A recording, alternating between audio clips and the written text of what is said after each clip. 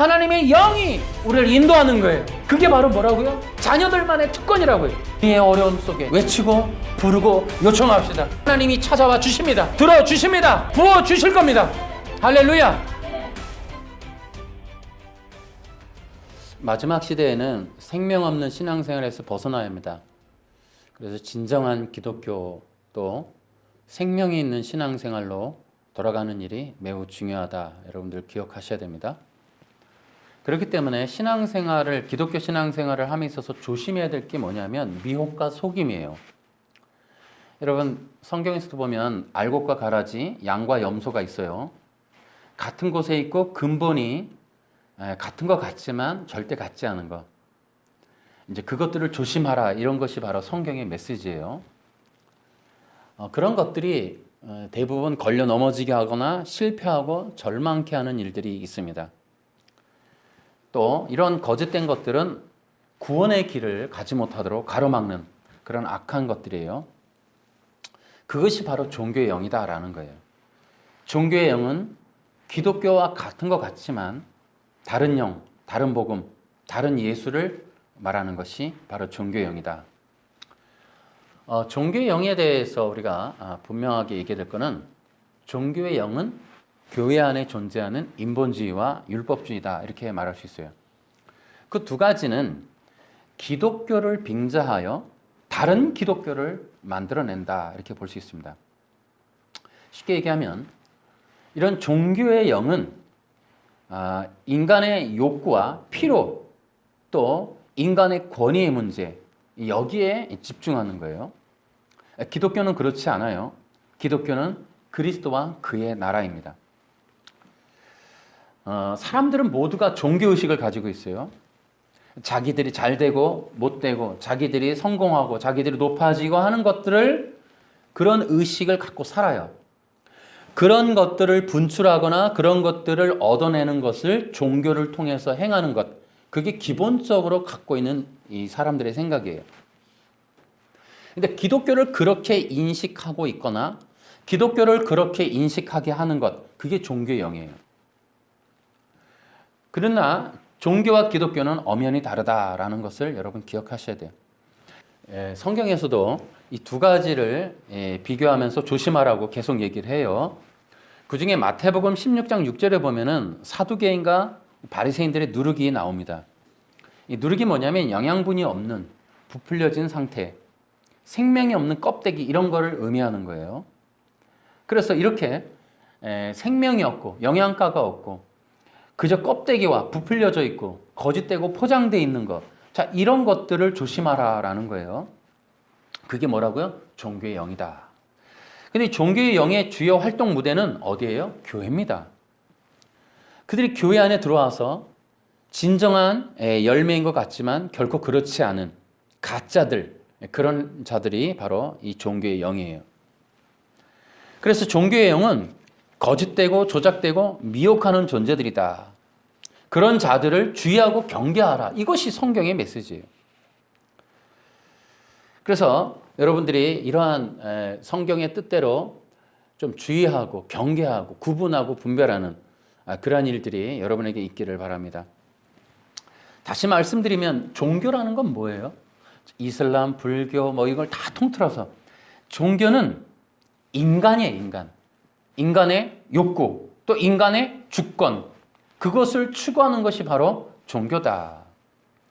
인간의 욕구와 인간의 권위에 대한, 이것이 바로 종교고, 그런 것들을 기독교 안에서, 기독교를 그렇게 인간의 욕구와 필요와 인간의 권위에 대한 것으로 바꿔내는 것, 그게 바로 종교의 영이에요. 그래서 교회 안에 들어왔는데, 기독교인데 어떻게 인간의 소원이 성취되고 어떻게 인간이 최고가 되고 신적인 존재가 되고 높은 존재가 되고 변화되는 존재가 되는가, 그것에 대해서 추구하는 것.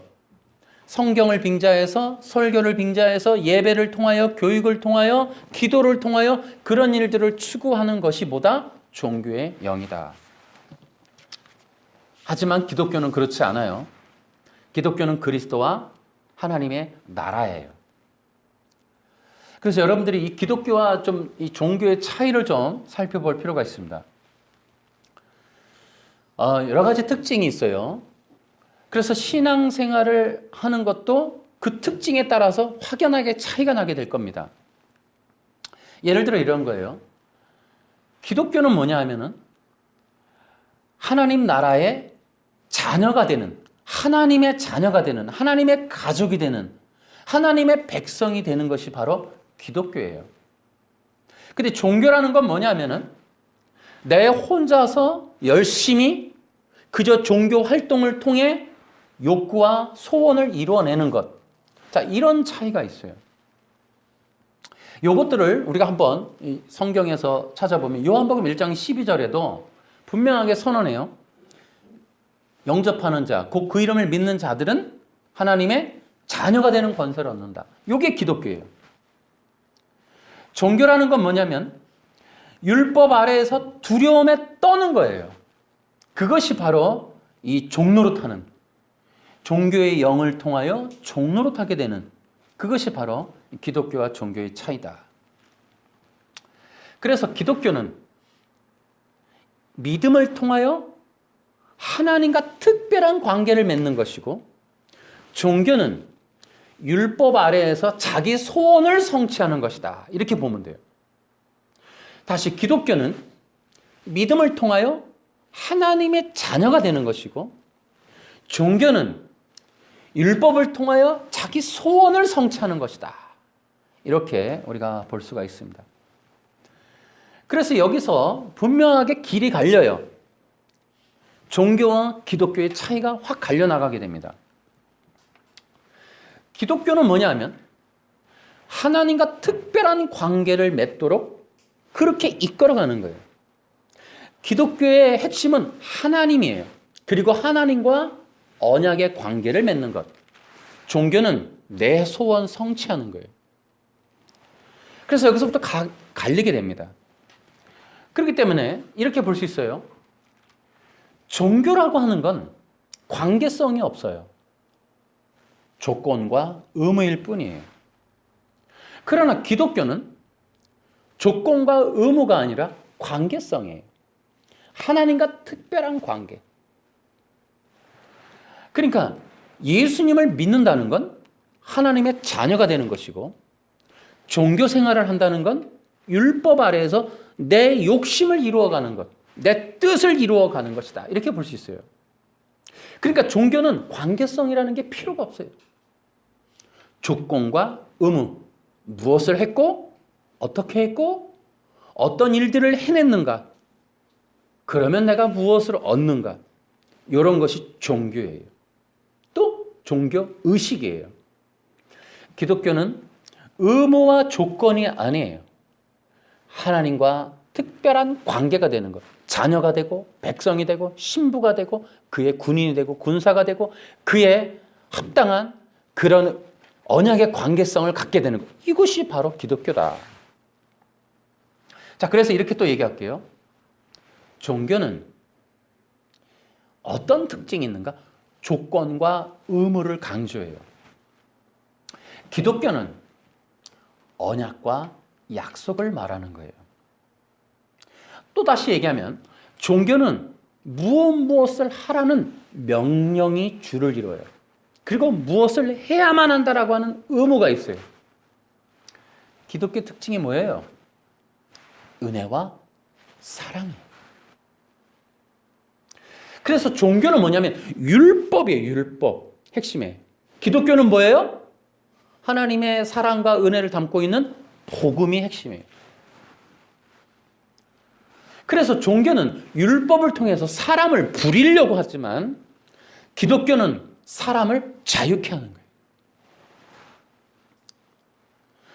종교는 사람의 욕구 성취를 보게 하고 그것을 비전이라 말하고 자기 욕심을 그림 그리게 하지만 기독교는 하나님의 나라를 보게 해요. 하나님의 나라를 지향하게 해요. 종교는 이 땅의 소원과 욕구에 관한 것이지만 기독교는 그리스도와 그의 나라에 관한 거예요. 여러분, 이런 차이는 교회 안에서 우리가 찾을 수 있는 최소한의 거예요. 그 이상 굉장히 또 많습니다. 실제로 영적인 것에 들어가면 더 포괄적이고 더 심각한 문제들이 존재해요. 그렇기 때문에 여러분 기억하셔야 돼요. 생명이 없는 종교 생활, 여러분 여기에서 머무를 것인가? 자녀의 권세가 있는 생명과 구원의 신앙생활로 옮겨갈 것인가? 종교 생활이 뭐라고요? 율법 아래에서 노예로 지내는, 종로로 타는 거예요. 기독교의 신앙생활은 복음 안에서 자유케 되는 자녀의 권세를 얻는 삶이다. 이렇게 볼 수 있어요. 그래서 종교의 영은 자신들이 믿는 교회나 교주는 혹은 그 교리를 위해서 종로로 타게 해요. 그래서 조건과 의무가 부과돼요. 예를 들어 내가 높아지거나 그 교회에서 권위를 얻거나 계급을 따거나 직분을 갖게 되거나 혹은 내가 천국을 가거나 하는 구원을 받거나 하는 모든 거에 조건이 붙어요. 그게 종교들의 특징이에요. 전도를 많이 하거나 헌금을 많이 하거나 봉사를 많이 하거나 이런 일들이 굉장히 중요한 요소가 돼요. 그게 종교들의 특징이에요. 종교의 영에 지배받는 교회나 종교의 영이 관장하는 그런 단체들, 그런 이단들. 그러나 기독교는 그렇지 않아요. 기독교는 자유케 하는 거예요. 그래서 생명과 구원에 관해서 하나님의 사랑과 은혜에 관해서 계속해서 선포해요. 우리를 향한 하나님의 사랑에 대해서 우리에게 베푸신 그리스도의 놀라운 구속의 이야기들을 선포하는 거예요. 듣는 자들이 그 자신에게 부어지는 그 사랑을 찾아가도록 하는 거예요. 그 관계성에서 부어지는 놀라운 사랑에 대해서 찾아가는 것, 알아가는 것, 배워가고 믿어가는 것. 이게 기독교예요. 여러분 고대 세계에서 이 노예라고 하는 것에 대해서 여러분이 좀 이해하실 필요가 있어요. 로마서에 보면은 종로로 탄다 표현되어 있어요. 고대 세계에서 종이나 노예는 짐승보다 못한 위치에 있었어요. 가장 낮은 위치예요. 그래서 이 노예라고 표현되어지는 종로로 타는 것이라고 하는 것에 표현되어지는 것을 우리가 살펴보면 이렇습니다. 노예는 주인의 기쁨과 주인의 즐거움을 함께 누리지 못하는 존재가 노예예요. 노예는 어떤 존재냐면 주인의 식탁에 들어가지 못해요. 그 방에도 못 들어가요. 또 노예는 어떤 존재냐면 특별하게 차이나는 건 유업이 없어요. 받을 게 없다는 거예요. 주인으로부터. 또 주인의 영광에 참여하지 못해요. 주인의 즐거움을 참여하지 못하고 주인이 누리는 엄청난 영광을 함께하지 못해요. 노예의 특징이 뭐냐면 권위가 없어요. 짐승보다 못한 존재예요. 그러다 보니까 노예는 능력도 없어요. 말할 수 있는, 행할 수 있는, 내세울 수 있는 아무것도 없어요. 노예는 뭐냐면 짐승과 별반 다를 바가 없어요. 그리고 이 노예는 그저 쥐염 열매, 밖에서 쥐염 열매 먹는 거예요. 이게 이제 탕자의 비유에서 나오는 그 둘째 아들이 걸었던, 나가서 받았던 수치와 모멸에 관한 내용이기도 합니다. 그리고 돌아왔더니 어떤 은혜가 있어요? 자녀의 권세를 회복해줘요. 어떻게? 옷을 입혀주고 가락지를 껴주고 신발을 껴주고 하는 일이 뭐예요? 얘는 노예가 아니고 종이 아니고 자녀다라는 사인이에요. 표식이에요. 그랬더니 어떻게 해요? 자녀가 됐을 때 종이었을 때는 쥐염 열매 먹었는데 자녀가 되니까 아버지의 식탁 거기에 참여하는 거예요. 자녀가 됐다는 건 뭐예요? 아버지의 유업을 받을 자격이 있다는 거예요. 노예는 그렇지가 않아요. 여러분 신앙생활에 있어서 우리가 생명이 있고 구원이 있고의 차이가 얼마나 중요한지 몰라요. 우리가 신앙생활을 하는데 구원받은 적도 없고 생명도 없다. 지금 여기서 자녀의 권세도 없어요. 그렇다면 받을 것도 없고 누릴 것도 없고 좋아요. 약속된 게 있냐? 그것도 없어요. 언약된 것도 없어요. 입혀주는 권위도 없어요. 거기에 능력도 없습니다. 나중에 그 하나님의 영광에 참여할 만한 특권조차 없어요. 아무것도 없어요. 우리는 그저 부림받다가 버려지는 도구나 짐승에 별반 다를 바가 없다. 그게 종교생활의 이 모습이에요. 여러분, 우리는 이 땅에서 연단과 고난이 있을지라도 이 자녀의 삶으로 들어가야 합니다. 자녀의 삶을 회복해야 돼요.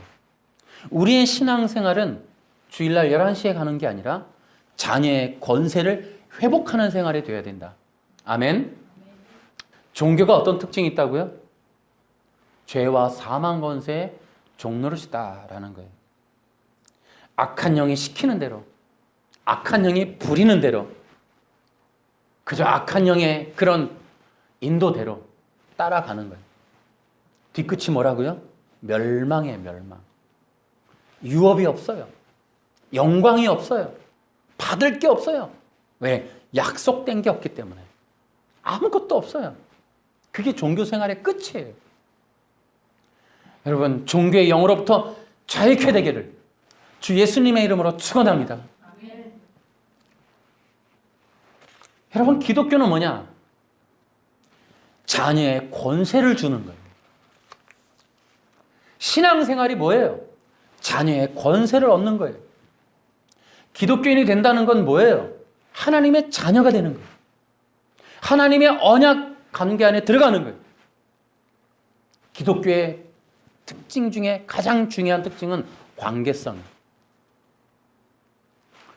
여러분의 신앙생활은 지금 관계성에 있습니까? 늘 든든한 마음이 있어요? 여러분 뒤에 계신 주님, 그 주님께서 여러분들을 돕고 계십니까? 그것이 여러분의 힘이 되고 있어요? 아니면 혼자서 오늘도 율법을 지키느라, 교회 가느라, 예배 지키느라, 그래서 내가 복을 얻어내느라 여러분 지금도 지치고 고달픈 신앙생활 하십니까?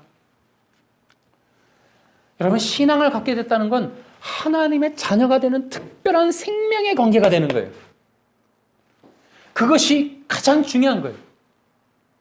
여러분, 놀랍게도 예수님을 믿으면 하나님이 우리 아버지가 되는 거예요. 여러분, 우리 아버지 생기는 거예요. 근데 이 관계성이 특이한 거는 이 관계성은 영원하다는 거예요. 결코 변하지 않는다는 거예요. 여러분, 기억하세요. 하나님과 맺은 우리의 영원한 관계는 나의 실수로 끊어지지 않아요. 이 언약은 대속과 일방적인 특징이 있기 때문에 여러분이 이 언약은 나로 인해 깨지지 않습니다. 주님의 그 공로로 인해 영원히 유효한 거예요. 나의 실수에도 불구하고 이 언약은 깨지지 않습니다. 아멘. 아멘. 여러분, 담대하세요. 신뢰하세요. 일어나세요. 실망하지 마세요. 의심치 마세요. 언약은 우리로부터 시작하지 않았어요. 우리의 행위를 근거로 하지 않아요. 주님의 피에 영원한 약속이 있는 거예요. 그 피로써 우리를 반드시 구원에 이르게 하십니다. 하지만 종교는 그렇지 않아요. 언약도 없고 보장도 없고 약속된 것도 없고 힘도 없고 권위와 권능도 없어요. 지탱해 줄 만한 것 아무것도 없어요. 오로지 나의 의무와 책임, 해야 할 행동밖에 남은 게 없어요. 그게 종교예요. 여러분도 오늘도 그런 의식이 있는지, 혹시 그런 신앙생활을 종용받는지, 그런 신앙단체에 있는지, 끊임없이 돌을 닦아야 하고 안식일을 지켜야 하고 내가 뭘 지켜야 하고 뭘 행해야 되고 조사 심판을 해야 되고 뭐 내가 비유풀이를 들어야 되고 끊임없이 의무와 책임이 부과되는 그런 신앙생활 하십니까? 여러분, 종교의 영이에요. 떠나시기 바랍니다. 여러분, 요한복음 1장 12절의 의미는 매우 커요. 시작. 그러나 누구든지 그분을 영접하는 사람들, 그분의 이름을 믿는 사람들에게는 하나님의 나라라는 자격을 주셨습니다. 아멘. 아멘. 여러분 요한복음 1장 12절의 의미는 큽니다. 여러분 이스라엘 백성들이 어떤 사람들이에요? 하나님의 백성이라는 선민이에요. 그리고 자기들만이 하나님의 자녀가 될 거라고 늘 확신하는 사람들이에요. 유대인들에게 있어서 하나님의 자녀가 되는 조건은 두 가지예요. 혈통적으로 유대인이 되든지 율법을 문자적으로 잘 지키든지. 놀라운 거는 유대인들도 지금도 유대인들이 1500만의 유대인들이 문자적으로 절대적으로 지키려고 하는 게 안식일이에요. 다른 거는 티가 나지 않아요. 부모 경영하고 뭐 이런 건 티가 나지 않아요. 또 뭐 여호와 뭐 이런 문제도 티가 나지 않아요. 그들이 전 세계에서 유일하게 유대인이라고 특징 지을 수 있는 건 안식일, 금요일 밤서부터 토요일 저녁 6시까지 아무 일도 안 한다는 거. 여러분 이런 일들이 기독교 안에서도 지금 벌어지잖아요. 그것이 유대인들의 정체성이었어요. 근데 그들이 왜 그렇게 인생을 다해 민족이 다 그걸 힘씁니까? 하나님의 자녀가 된다는 것 때문에 그래요. 근데 여러분 여기 지금 요한이가 지금 이상한 얘기를 하는 거예요. 지금 요한이가 지금 1500만의 유대인들이 들고 일어날 만한 얘기를 한 거예요. 하나님의 자녀가 되는 권세가 어디에 있다고요? 믿음에 있다는 거예요. 율법이나 혈통이 아니라 믿음에 있다는 거예요. 여러분 이 선언은 이때 당시에 정말 혁명이에요. 혁명. 율법을 지키는 것도 아니고 예수님을 믿는 것만으로 하나님의 자녀가 된다고 하는 이 선언은 종교를 뒤집는 거예요. 종교의 영을 끊어내는 거예요.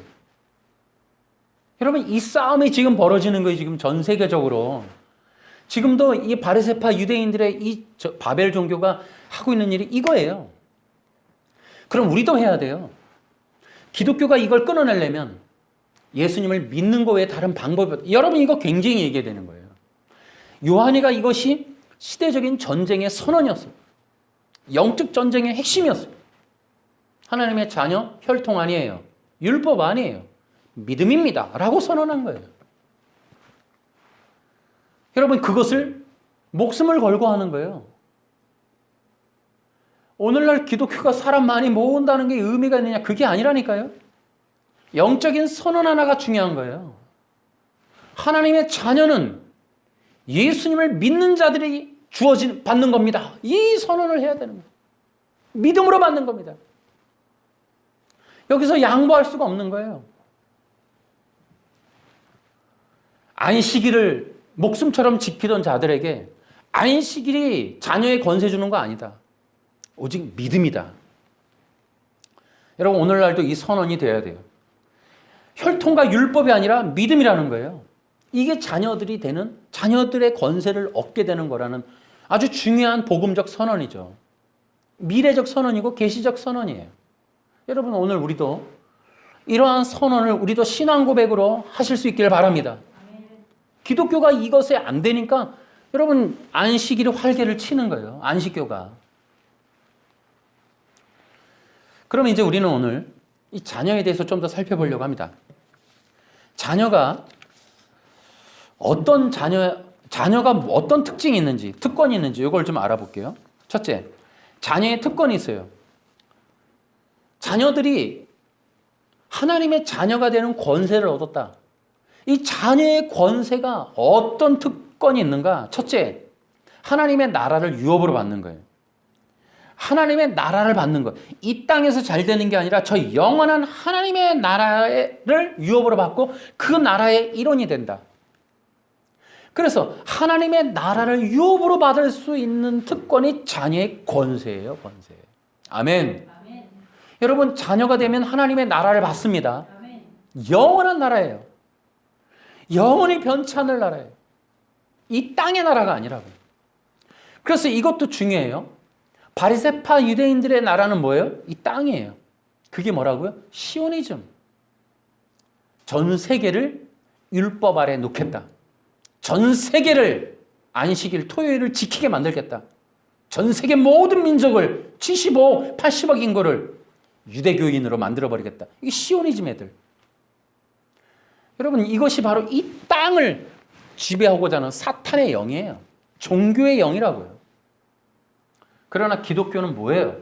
저 영원한 나라. 하나님의 영원한 나라. 그 나라를 우리는 유업으로 받을 것이다.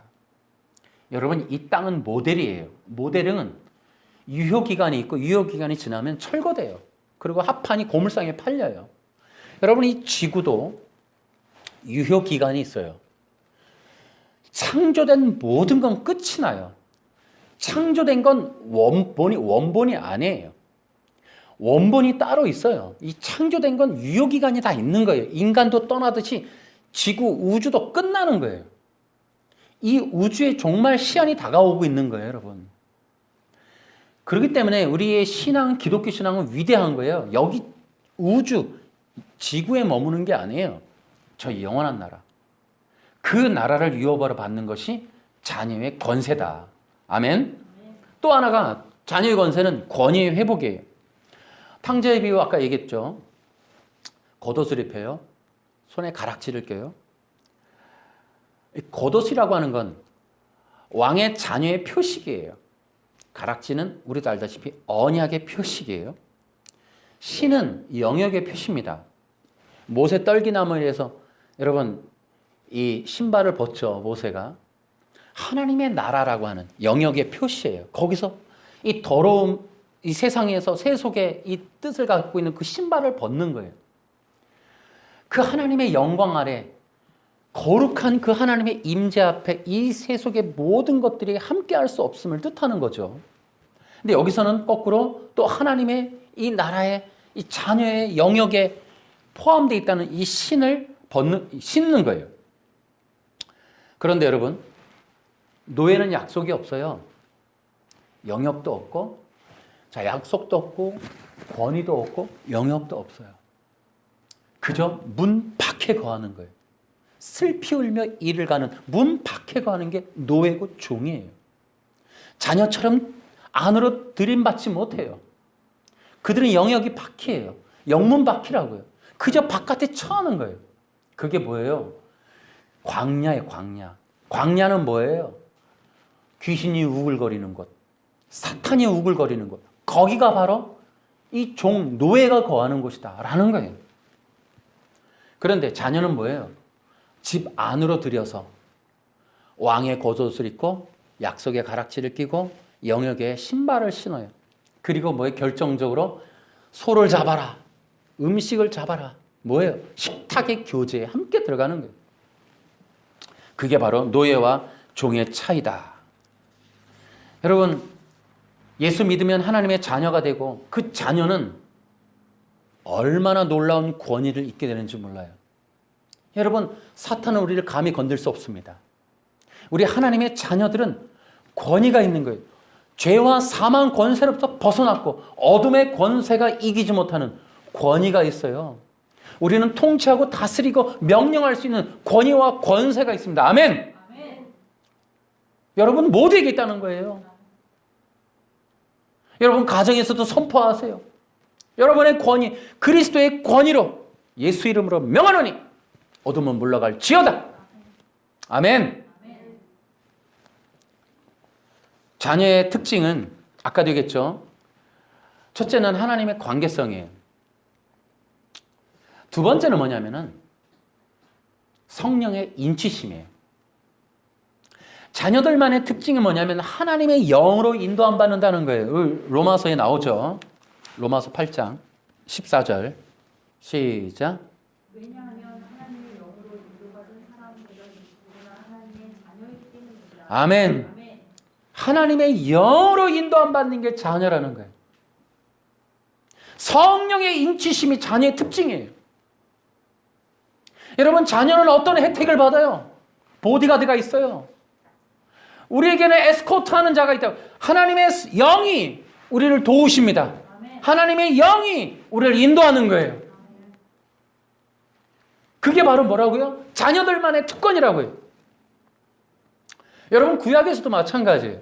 하나님의 특별한 인물들에게 하나님의 영이 임하는 걸 보실 수 있어요. 하나님의 나라에 특별히 선택받은, 하나님의 나라에 불림받은 보냄받은 자들의 특징은 하나님의 영이 그들을 인도한다는 거예요. 여러분이 하나님의 자녀이면 여러분은 지금 하나님의 영으로 인도함 받습니다. 아멘. 아멘. 아멘. 그 하나님의 영이 여러분들을 지금 휘감고 계시고 함께 하시고 뒤에서 돌보시고 여러분 앞에서 당겨주시고 여러분을 보호하고 계시는 거예요. 아멘. 아멘. 확신합시다. 아멘. 하나님의 자녀는 하나님의 영으로 인도함 받는다. 시작. 하나님의 자녀는 하나님의 영으로 인도함 받는다. 아멘. 아멘. 오늘 그 마음에 새기세요. 확신하세요. 또 자녀의 목적이 있어요. 하나님의 자녀들을 만드시는 또 세우시는 목적이 있어요. 하나예요. 하나님의 영광이에요. 하나님의 영광은 하나님의 기쁨이고 그 하나님의 나타남이고 또 하나님의 향한 경배예요. 그런데 놀라운 거는 하나님의 영광에 뭐라고 되어 있어요? 17절. 자, 시작. 자녀라면 또한 상속자이기도 합니다. 우리는 하나님의 상속자이며 또한 그리스도의 공동의 상속자입니다. 그래서 우리는 그리스도께서 누리시는 영광의 함께하기에 그분이 겪으신 고난에도 참여하는 것입니다. 아멘. 아멘. 자녀의 이 목적이 있어요. 하나님의 자녀들을 향한 목적이 있어요. 그건 뭐냐? 하나님의 영광에 참여하신다. 아멘. 참여시키신다. 아멘. 그런데 놀라운 게 있어요.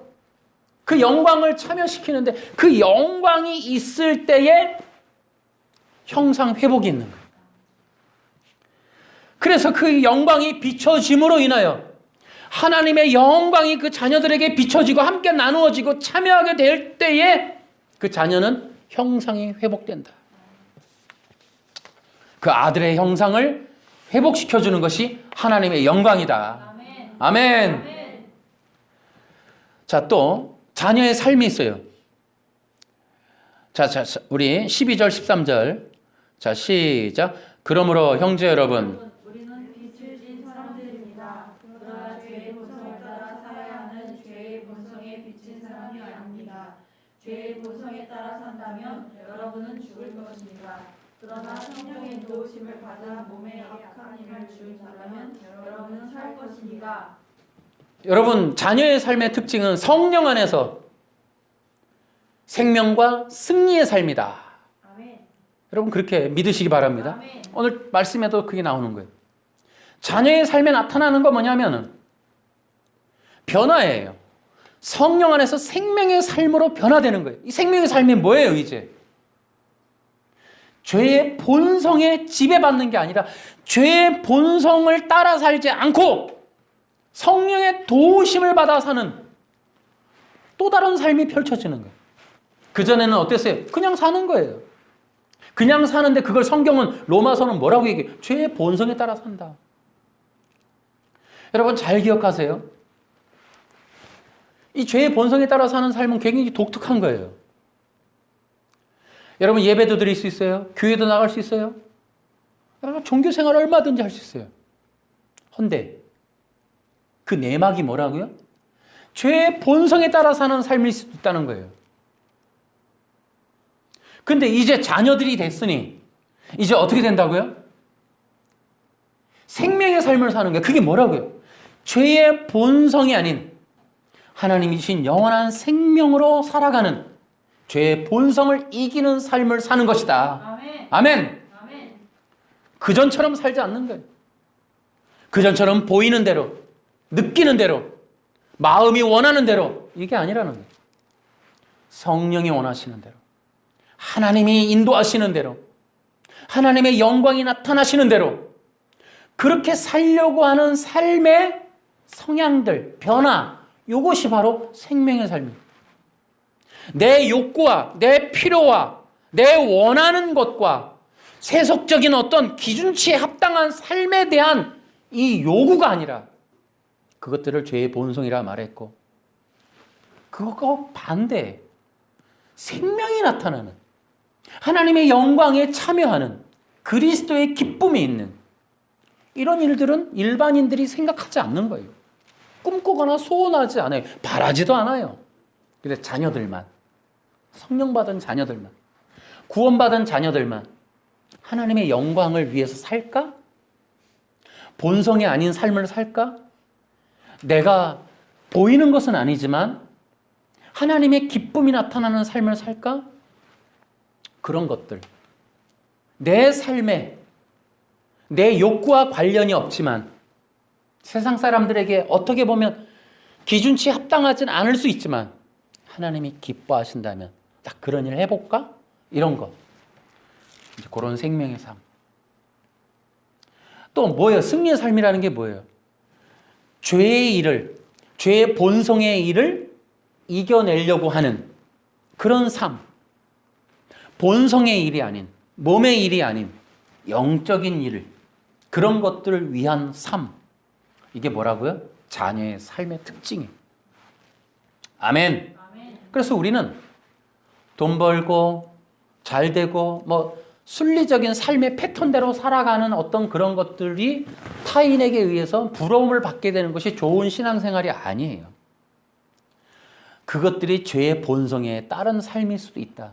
우리는 그것이 아니라 주님이 기뻐하는 그 일들을 우리가 어떻게 추구하고 살 것인가에 관한 마음의 욕구, 성령의 인도하심, 그것이 바로 자녀의 삶이다라는 거죠. 때로는 그것이 어려움과 고난이 있을 수 있어요. 그렇게 선택했더니 쉽지 않아요. 평범하지도 않을 수 있어요. 좋은 평가가 아닐 수도 있어요. 그러나 그렇게 하기로 선택하고 믿고 나아가는 어떤 삶의 전반적인 변화, 어떤 마음의 성향들, 이런 것들이 우리는 성령의 인도하심이다라고 보는 거죠. 여러분, 이런 것들이 우리의 신앙을 더욱더 종교의 영으로부터 자유케 하고 성령으로 충만하며 하나님의 영광에 참여하는 길이 될 수 있다라는 것을 우리는 성경을 통해 확인할 수 있습니다. 또 여러분, 우리가 이제 자녀의 권세를 받았다. 믿는 자에게는 하나님의 자녀의 권세를 주셨으니. 여러분, 자녀의 권세에 대해서 여러분 생각해 보셨습니까? 아까도 얘기했죠. 기독교적 정의가 매우 독특해요. 그러니까 유대인들에게 있어서 자녀됨은 혈통이고 율법이었어요. 그러나 복음적 의미의 자녀됨은 언약입니다. 여러분, 그 언약에 대해서 제가 여러 번 말씀을 드렸는데 언약이에요. 하나님의 언약이 아니고서는 우리 자녀 못 돼요. 인간에게 조건을 달면 우리가 어떻게 하나님의 조건을 이루어요? 안 된단 말이에요. 그 조건이 거룩이기 때문에 안 된단 말이에요. 근데 그 언약이라고 하는 것은 하나님께서 그 거룩을 이루시겠다는 거예요. 그러니까 그게 가능해지는 거죠. 근데 그 언약이라고 하는 하나님의 자녀가 되는 것에 대한 언약, 믿는 자들은 자녀가 될 것이다 하는 그 언약. 그 언약에는 포함되어 있는 요소가 있어요. 하나님께서 어떻게 하겠다라는 게 들어있어요. 자녀의 권세 속에는 하나님이 내가 자녀된 자들을 인도하고 보호하고 공급할 것이다 라고 하는 게 들어가 있어요. 그럼 자녀의 권세는 뭐예요? 요청하는 거예요. 아버지, 나 좀 도와주세요. 왜요? 언약 안에 들어가 있다니까요. 믿음으로써 우리가 그 아들됨의 권세에는 하나님께 요청하는 거예요. 구하는 거예요. 부르는 거예요. 하나님 도와주세요. 어려움과 고난 중에 외치고 부르고 요청하라. 아멘. 다시요. 어려움과 고난과 환난 중에 외치고 부르고 요청하라. 아멘. 아멘. 우리 세 가지 해볼까요? 외치고 부르고 요청하라. 시작. 외치고 부르고 요청하라. 자녀의 권세예요. 여러분, 우리가 할 일은 우리가 그것을 해결하는 게 아니고 외치고 부르고 요청하는 거예요. 할렐루야. 아멘. 다시요. 고난, 환난, 어려움 중에 뭐 하라고요? 부르고, 요청하라. 아멘. 아멘. 그 일이 우리에게서는 특권이에요. 그걸 우리는 기도라고 표현하는 거예요. 그게 누가복음 18장에도 나오는 거예요. 부르고 구하고 요청하고 외치라 말이죠. 여러분, 하나님은 그 자녀를 주셔서 우리를 구원하셨어요. 자녀에게 피 흘려서, 그 아들 독생자를 피 흘려서 우리를 구원했어요. 그 아들을 주시기까지 한 분이 우리가 더 무엇을 못 주겠냐는 거죠.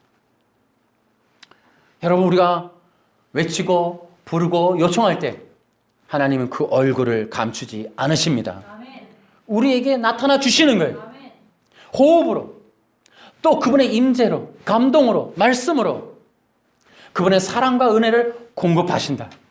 아멘. 아멘. 저는 오늘도 우리에게 그 사랑과 은혜가 마음껏 부어지길 바랍니다. 아멘. 여러분 중에 부어지길 바랍니다. 아멘. 어려움과 고난 중에 우리 하나님의 사랑과 은혜가 많이 부어지길 바라요. 아멘. 여러분의 삶 속에, 여기 교회에, 우리 개인적에, 모두에게 우리는 자녀이기 때문에 여러분, 우리의 어려움 속에 외치고 부르고 요청합시다. 아멘. 우리 하나님이 찾아와 주십니다. 아멘. 들어주십니다. 아멘. 부어주실 겁니다. 아멘. 할렐루야. 아멘. 우리가 기독교 신앙을 가졌다는 게 뭐예요? 하나님의 자녀가 되는 거예요. 자녀는 뭔데요? 하나님의 언약 안에 특별히 불림받은 거예요. 그 언약은 하나님이 시작하셨고 하나님이 이루시는 거예요. 우리의 행동 여부에 있는 게 아니에요. 우리는 그 언약에 근거하여 주님 앞에 요청하는 거예요. 간절히 부르는 거예요. 간절히 외치는 거예요. 주여 도와주시옵소서. 다윗의 자손이여 외치듯이 주여 하고 외치고 요청하는 거예요. 도와주소서.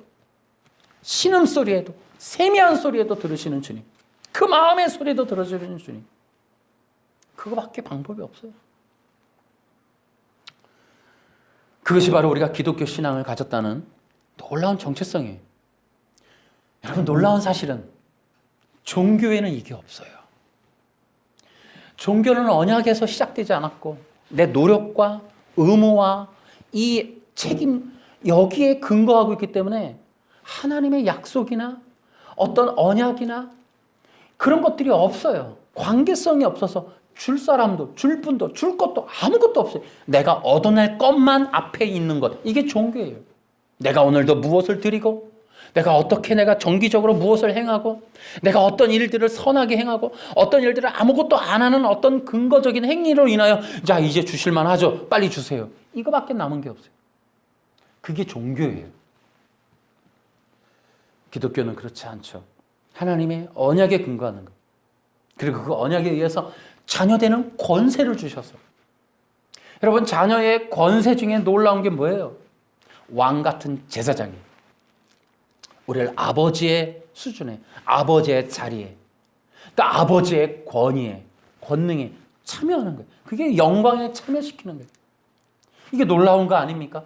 우리가 뭘 하고, 우리가 뭘 했다고, 그래서 값없이 주시는 거예요.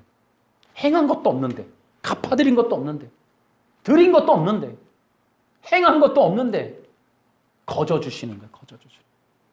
이걸 뭐라 그래요? 사랑과 은혜라 그러는 거예요. 여러분한테 이렇게 묻겠습니다. 여러분의 신앙은 종교입니까? 기독교입니까? 그러니까 여러분의 신앙이 조건적이에요? 관계적이에요? 여러분의 신앙은 여러분의 행위에 근거했어요? 하나님의 사랑에 근거하고 있어요? 지금도 여러분은 문제가 터지면 여러분의 행위를 고치십니까? 하나님의 사랑을 구하십니까? 여러분이 지금 어떠한 일들 속에, 예배 속에 여러분의 행위를 드러내고 있습니까? 여러분 그리스도의 사랑을 의존하고 있습니까? 여러분, 종교와 기독교의 차이예요. 여러분 속에 종교의식이 있는지, 여러분의 철저한 언약에 근거한 신앙이 있는지를 묻는 거예요. 우리는 끝없이 내 행위와 어떤 사람의 행위와 어떤 그 교회의 모습과 그런 걸 근거한 내 신앙의 변화가 지금도 왔다리 갔다리 하는지, 언약에 근거하여, 사랑과 은혜에 근거하여 그 변하지 않는, 신뢰하는, 영원히 서 있는 그 십자가에 근거한 신앙을 붙들고 있는지, 종교입니까? 기독교입니까? 그러니까 여러분들의 신앙이 저는 종교의 행위에서 벗어나 진정한 기독교의 자유를 드리길 바랍니다. 당신의 신앙은 조건적입니까? 관계적입니까? 여러분, 아버지는 자식의 잘못으로 버리지 않아요. 그것이 바로 탕자의 비유에 나와요. 탕자의 비유에서 아버지는 그 집 나간 자식을 기다려요. 왜냐? 그 탕자의 비유에 나오는 그 아들의 행동은 유대사회에서 돌맞아 죽는 행동이에요. 그래서 돌맞아 죽지 않기 위하여 마을 어귀에 나가서 누구보다 먼저 발견하여 집 안으로 들이기 위하여 마을 어귀에 나가 있어요. 다른 사람한테 걸려서 돌맞아 죽지 않게 하기 위하여. 우리의 아버지는 기다리는 분이고 죄를 포함하여 그 아들이 됨에 아들이라는 사실 조건 하나 때문에 관계성 하나 때문에 조건 없이 이유 없이 그 아들을 품어요. 우리의 신앙은 은혜 안에 있는 신앙이라면 우리도 끝없이 그리스도의 사랑 중심적인 그 관계적인 그 그리스도의 은혜 안에 우리는 포함되어 있어요.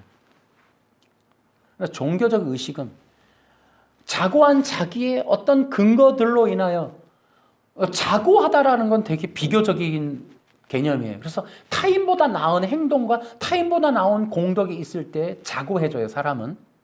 스스로 자고라는 건 없어요. 비교하기 때문에 높고 낮음이 있는 거지 혼자 있을 때는 비교가 없어요. 비교를 누가 하냐면 인간은 항상 타인과예요. 그래서 왕따라는 문화도 이게 인간의 본성에 의해서 나오는 거예요. 끝없이 사람 속에 있으면 높고 낮음을 따진단 말이에요. 강하고 약함을. 우리가 본성에 근거하면 기독교가 아니라 성령이 아니라 본성에 근거하면 죄의 본성에 의한 신앙삶은 끝없이 타인의 행동의 여부에 따라 내가 보다 나으냐 안 나으냐의 거기 기준점으로 우리는 하나님의 예배와 신앙과 교회에 대한 어떤 그런 편협한 생각들을 갖게 돼요. 그게 종교의식이에요. 그래서 기독교는 뭐냐면 타인의 기준에 의한 나의 높고 낮음이나 나의 옳고 그름이나 그런 것들은 조건과 공덕이란 말이에요. 그러니까 끝없이 그 사람들은 자고하기 때문에 자기 행동에 근거한 신앙을 하기 때문에 기름 부음이 부어지질 않아요. 그러나 철저하게 이러한 하나님의 영의 인도함 받는 것은 자기의 자고함이 근거가 되지 않기 때문에 하나님의 은혜만을 구한단 말이에요. 그래서 항상 고난과 역경과 어려움 속에 이들은 자기를 보는 눈이 없어요. 어차피 시작이 자기를 근거하지 않았던 죄인을 부르신 것에 대한 감동, 감격이 있기 때문에 끝없이 환경, 어려움, 환난, 어떤 환경, 어떤 일, 어떤 사건이 있을 때 주님을 보게 돼요. 그리고 주님의 은혜를 불러요. 그들에 의하여 주님의 영광이 나타나요. 왜냐하면 자기의 행동에 근거하지 않았기 때문에 내 행동에 의하여 내가 자고해지거나 하나님의 영광이 판단되는 게 아니라 어차피 시작이 주님이라 내가 아무리 영광 받을 일이 있어도 주님이 다 하셨습니다 라고 하는 그 기쁨의 영광이 다 나오게 돼 있어요. 그래서 그러한 하나님의 자녀들을 통하여 하나님의 영광이 나타나는 거예요. 자녀가 아닌 자들은 어차피 자기이기 때문에 하나님의 영광은 없어요. 결국은 자기가 영광 받을 거니까. 그래서 여러분 기억하셔야 돼요. 마지막 시대 되면 나도 교회 다녀요. 나도 뭐 장로예요. 집사예요. 권사예요. 엄청 많을 거예요. 근데 그런 자들에게 하나님께서 아무도 그들이 너 누구냐 할 거란 말이에요. 그래서 이러한 상황에서 중요한 점이 의로움이라는 거예요. 하나님이 바라시는 의로움은 인간의 조건에 관한 것이 아니에요. 율법에 관한 것이 아니란 말이에요. 그 마음 중심에 관한 거예요. 그 불의에 관한 거란 말이에요. 그 불의에 관한 것에 그 의로운 자라는 건 그리스도의 피의 공로에 힘입어요. 그것이 진정으로 부어진 자들에게는 자기의 공로에 의한 의가 없기 때문에 안식일을 지키고 헌금을 많이 하고 봉사를 많이 한 의가 없기 때문에 하나님의 영광밖에 남지 않아요. 자기의 의에 근거하지 않았기 때문에 타인에 대한 의에 대한 판단이 없어요. 어차피. 그리스도의 공로밖에 남지 않았기 때문에 행동에 대한 판단을 하지 않기 때문에 이 신앙이라는 게 상황이나 상대적인 아니라 절대 의존적인 거예요. 그래서 사람이 뭘 해도 교회가 뭘 해도 목사님이 뭘 해도 그 신앙이 변하지 않는 건 절대 의존적인 이 절대 기준에 합하기 때문에, 의롭기 때문에 그런 거예요.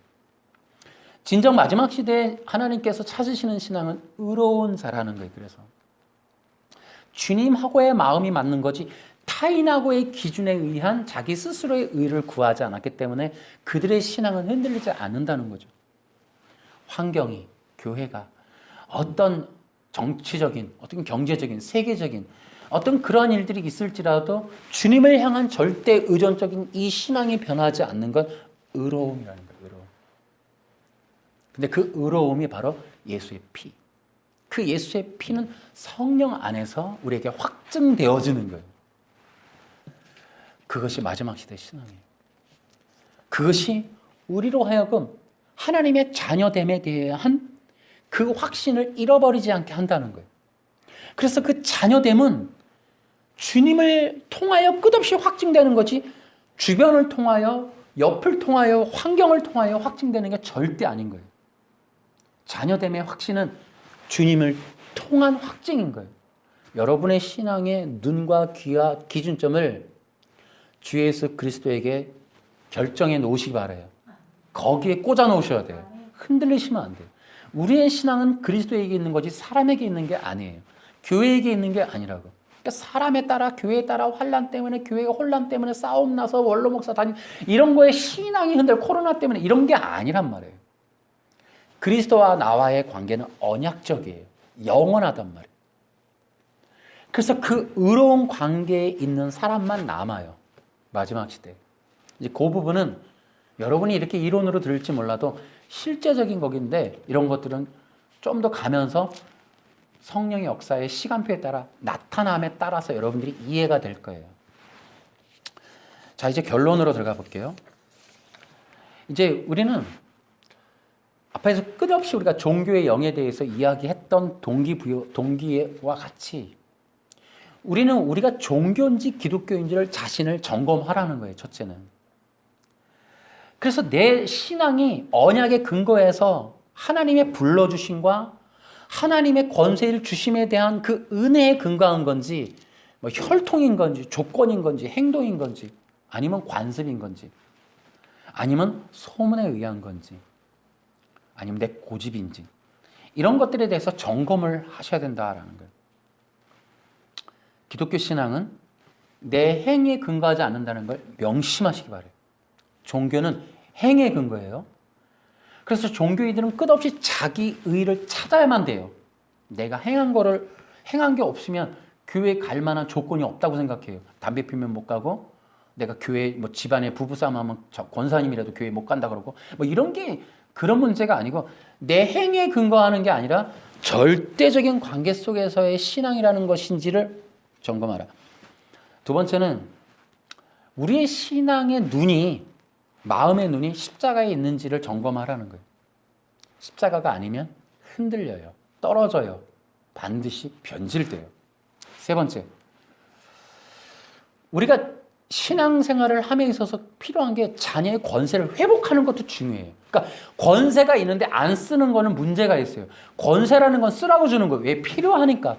신앙이라고 하는 건 반문명적이에요.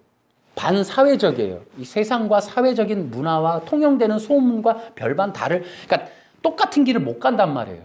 그러면 어떻게 해요? 주님이 주신 어떤 무기들을 써야 돼요. 그게 권세라고요. 그 중에서도 우리에게는 왕 같은 이 제사장, 예배라고 하는 권세와 또 하나는 요청, 기도라고 하는 권세를 써야 돼요.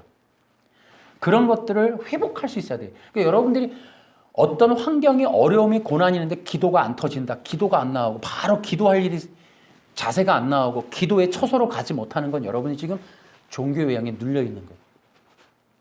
끝없이 사고력으로만 여러분은 환경을 이길 수 없어요. 여러분의 판단과 사고와 과학적인 변증과 어떤 이런 일들로는 여러분은 지금은 가능해도 미래적인 일은 못해요.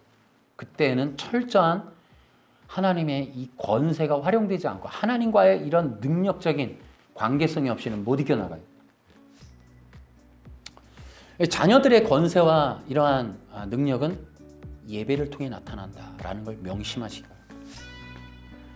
여러분 그렇게 해서 이 자녀의 권세를 가지고 이 땅에서 자유케 되는 신앙생활, 자유케 되는 영혼, 죄의 본성을 이기는 하나님의 영원한 생명의 나라를 누릴 수 있는, 그걸 유업으로 누리는, 그 나라에 자유케 되는 영으로서 그 권세를 활용하며 사는, 그 승리하는 생명으로 사는 그런 신앙생활 하시기를 정말 주 예수님의 이름으로 축원합니다. 승리하십시오. 할렐루야 박수로.